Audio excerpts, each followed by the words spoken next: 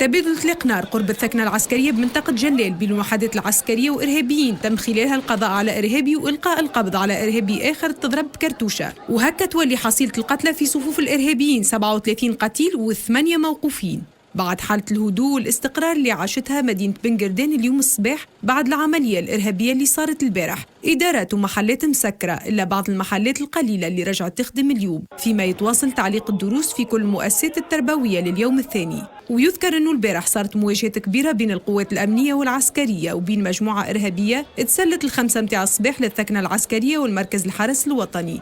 المواجهات هذه تم فيها القضاء على 36 إرهابي وإلقاء القبض على 7 آخرين، في مبلغ عدد الشهداء 18 بين أمن وجيش ومدنيين. وفات العملية بإحباط الهجوم اللي استهدف الثكنة العسكرية، وتم إغلاق كل منافذ مدينة بن قردان وإغلاق المعابر الحدودية براس جدير والذهيبة وازن. وبعد تمت محاصرة دار يتحصن فيها إرهابيين وين سلم 3 منهم رواحهم للوحدات الأمنية، وبعدها قامت الوحدات الأمنية والعسكرية بتفجير الدار. الإرهابيين اللي تشدوا في العملية الأمنية ببن قردان مكنوا من الحصول على برشا معلومات والتعرف على برشا مخازن الأسلحة واكتشافها في المنطقة. العملية هذه ينجر عليها فرض قرار حظر التجول من 7 متاع العشية لل5 متاع الصباح، قرار التزم به أهالي الجهة لتسهيل عمل المؤسسة الأمنية والعسكرية.